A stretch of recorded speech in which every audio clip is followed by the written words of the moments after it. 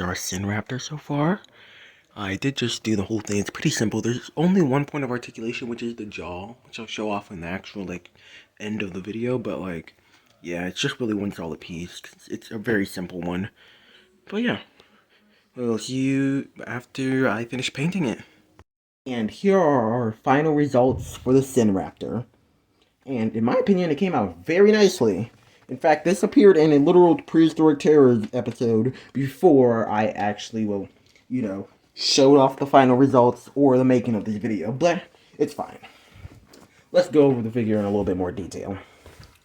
So first, we have the head, which has a nice jaw articulation. And you can see all the teeth inside the mouth, including the ones on the upper jaw, lower, and it has a tongue. And the articulation came out pretty good. Then as we go down the body, not too much detailing, but here are the arms, the legs, and the tail.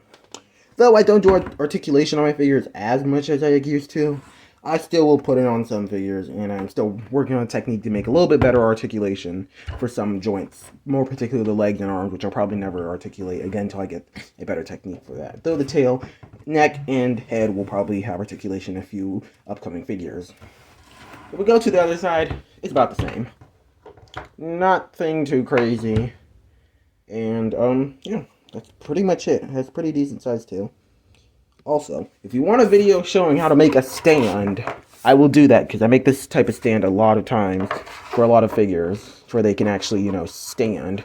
Which this one goes right under the chest, which I think is just a nice place to put it at. Though I do have figures where I actually need to use the stand under the tail, though I'm not a big fan of that. I like the one under the chest. It looks a little bit more professional. But, yeah. Another thing, this figure can stand on its own. Just, it's very bad at balancing. But I did just get the stand, though, right now. A little bit of a mess over there, but, yeah. It actually can stand on its own. As you can see, both my hands are right here. It can stand. It just is not very good at standing, so I decided to make it stand just to be safe. But let's actually compare it to a few things. So, here's it. I'm going to zoom out a little bit, but here's it compared to the Jurassic World Yanchwanosaurus, which I actually think either Yanchwanosaurus is undersized or the sinraptor is oversized. I really don't know, but it's a pretty decent size compared to the Yanchwanosaurus. Next, let's compare it to these two figures that I've also made, which these guys' videos will have either come out already or will be coming out very soon.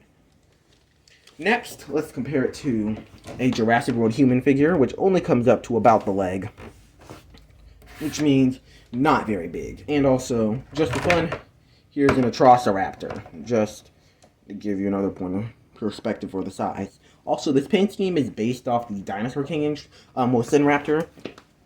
And it's actually based off a drawing that is based off the Dinosaur King sinraptor, so that's why it looks like this. The colors are a bit off, but still pretty good. And another thing, all the white patterns on there, I actually put a special type of paint, aka glow-in-the-dark paint on it. So it actually does glow in the dark, though. I don't know if I'll be able to get it on camera, but I will attempt to. Let me just go turn off some lights. So let me just turn this light off right now and see if it glows. Which you can see the glowing very faintly, which it glows a nice green color, though you can't really see it too crazily. Here it is, you can kind of see it down the tail, in the back, and maybe you can see it on the head, which you can see it in person on the head, but right now you cannot see it on the head, unfortunately, which really does suck that you can't see the glow-in-the-dark features on this guy, but they are kind of minor. Now let me turn the light back on. Yeah, here is the light. And let me go turn another light on real fast as well. Okay, now it's much brighter in here. We've finished talking about this figure. It came out pretty nice, and if you want to see more of it, it's, in Prehistoric Terror Season 1, I think Episode 7, the last episode of Season 1 at least. Speaking of Prehistoric Terrors, I'm going to use this time to talk about Prehistoric Terrors a little bit more. For example, more specifically, Prehistoric Terror Season 2, which, is still coming out. Honestly, I have a lot of episode ideas, and they will most likely be in Season 2, just I either cannot work on them for various different reasons. But the next episode should be coming out hopefully within this week or next week. At least filming will start this week, though I will try to get it out this week as well, but hopefully it will be out soon. It is of a very nice episode, and it's honestly, I think you guys are gonna like this one. And yeah, that's pretty much it for this sinraptor. I think it came out very nicely. At first, when I finished it, I wasn't a big fan of it because it really didn't look like the art that I based it off of. But now that I've had it for quite a while, it's growing on me. I really do like it. But anyways, I'll see you guys in the next video. Goodbye.